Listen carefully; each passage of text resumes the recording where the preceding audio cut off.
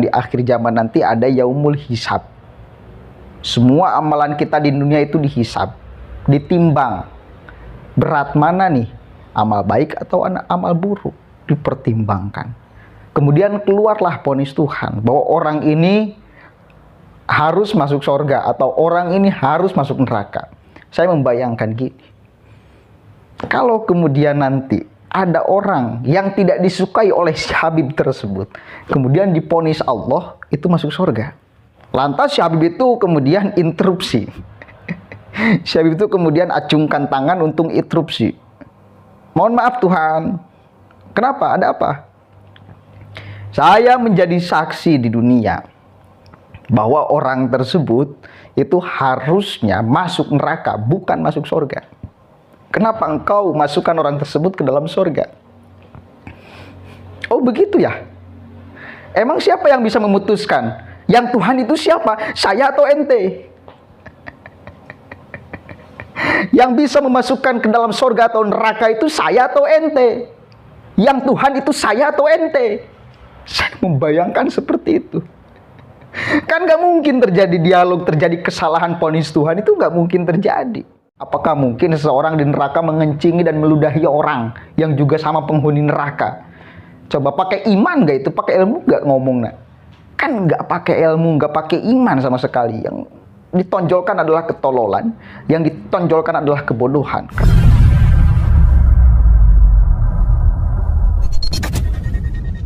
Assalamualaikum warahmatullahi wabarakatuh. Hamdan syukranillah amma ba'd. Sahabat manusia plural yang saya hormati dan saya banggakan, Gus Yakut, Ketua Umum Gerakan Pemuda Ansor sekaligus Menteri Agama, kembali membuat gebrakan kepada ex-FPI dan ex-HTI.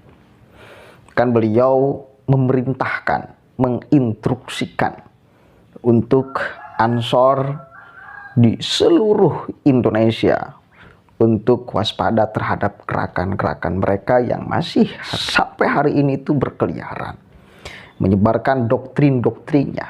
Dan saya yakin GP Ansor di seluruh Indonesia akan ikut patuh terhadap apa yang diucapkan oleh Menteri Agama sekaligus Ketua Umum Gerakan Pemuda Ansor. Jelas ini akan membuat berang mereka ya. Bahkan ada yang sampai mengatakan tuh kalau misal nanti di neraka ketemu dengan Menteri Agama, kencingi aja, ludahi aja.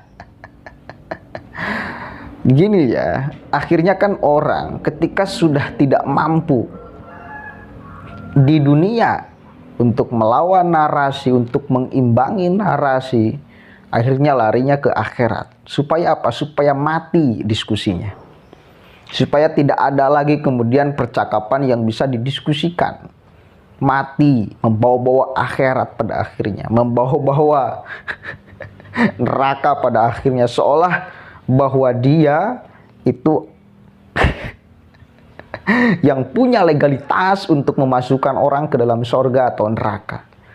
Ini yang bagi saya selalu kebablasan di mereka-mereka tuh. Selalu membawa-bawa Tuhan, selalu membawa-bawa akhirat. Padahal belum tentu. Itu kan jelas. Orang yang ngomong itu seolah dia bisa menginstruksikan, bisa menentukan seseorang untuk masuk surga atau neraka.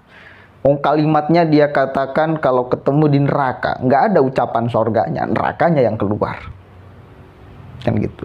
Betapa apa yang dia sampaikan itu penuh dengan kebencian dan tanpa ada filter akal yang sehat. Pada akhirnya keluar narasi-narasi kebodohan, melampaui batas kemanusiaan.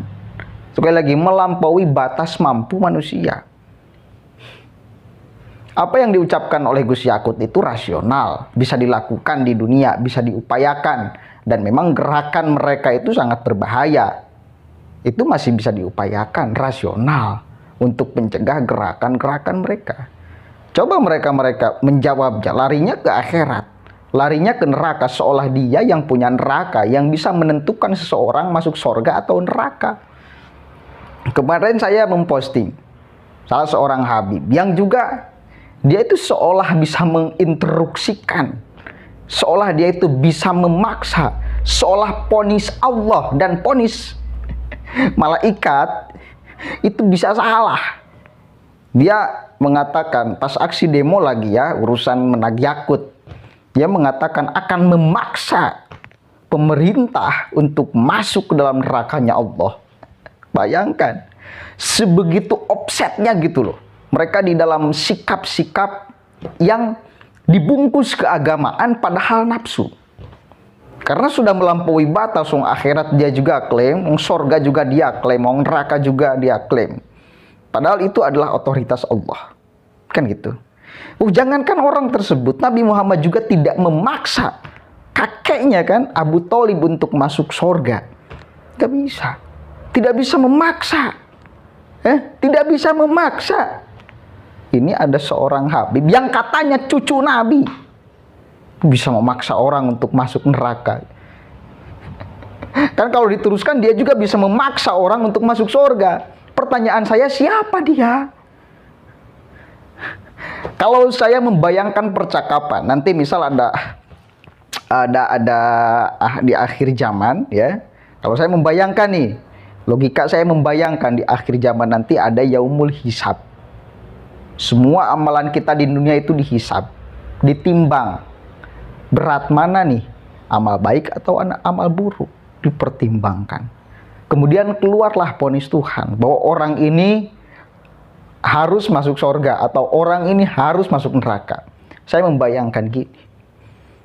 Kalau kemudian nanti ada orang yang tidak disukai oleh si Habib tersebut atau orang yang mengencingi Menteri Agama di neraka itu tuh ya. Kemudian divonis Allah itu masuk surga. Kemudian saya membayangkan ya. Lantas si Habib itu kemudian interupsi. Si Habib itu kemudian acungkan tangan untuk interupsi. Mohon maaf Tuhan. Kenapa? Ada apa? Saya menjadi saksi di dunia bahwa orang tersebut itu harusnya masuk neraka, bukan masuk surga. Kenapa engkau masukkan orang tersebut ke dalam surga? Oh begitu ya? Emang siapa yang bisa memutuskan? Yang Tuhan itu siapa? Saya atau ente? Yang bisa memasukkan ke dalam surga atau neraka itu saya atau ente? Yang Tuhan itu saya atau ente? Saya membayangkan seperti itu. Kan gak mungkin terjadi dialog, terjadi kesalahan vonis Tuhan, itu gak mungkin terjadi. Poinnya satu, selalu mereka itu kebablasan di dalam narasi-narasi keagamaan yang membawa-bawa Tuhan, yang membawa-bawa agama.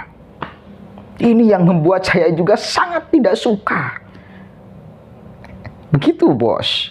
Oke, sebelum panjang, dialog itu tadi saya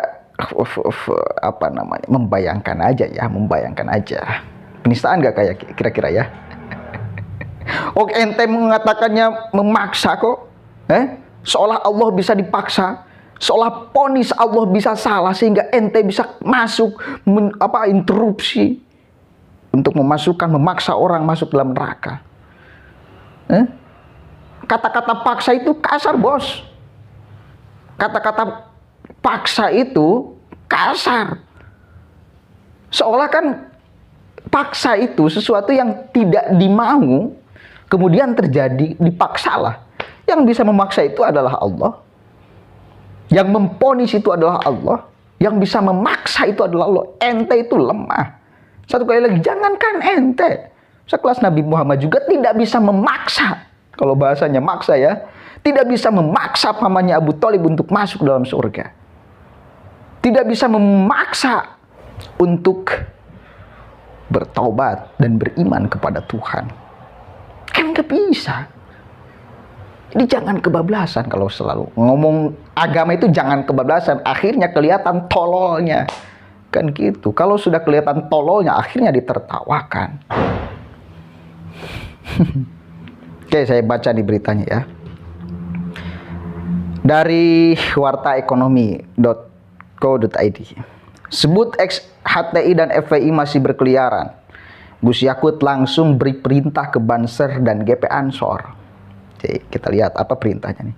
Ketua Umum Gerakan Pemuda Ansor yang juga Menteri Agama Yakut Khalil Qaumas meminta semua kadernya di seluruh Indonesia untuk menghadapi aksi Hizbut Tahrir Indonesia dan Front Pembela Islam. Hal ini disampaikan Yakut dalam pembukaan konferensi besar Gerakan Pemuda Ansor di Kalimantan Selatan pada hari Rabu 30 Maret 2022. Yakut menyampaikan GP Ansor harus mengantisipasi berbagai masalah yang dihadapi bangsa, terutama ancaman kebinekaan dari kelompok-kelompok yang menggunakan agama sebagai gerakannya, diantaranya ex-HTI dan FPI. Jadi konsep kongres ke depan itu benar-benar mengantisipasi situasi kebangsaan yang semakin menurut saya tidak mudah. Tantangan kebinekaan masih saja muncul. Tantangan itu masih aja muncul. Kemudian kelompok-kelompok yang menggunakan agama sebagai tools atau alat untuk memperjuangkan kepentingannya yang masih masif gerakannya. Meskipun kita mampu membubarkan HTI dan FPI bersama pemerintah, tapi mereka masih berkeliaran di bawah tanah. Masih bergerak dengan cara mereka. Ini pekerjaan-pekerjaan kita semua. Ini juga tolong dipikirkan, tegasnya.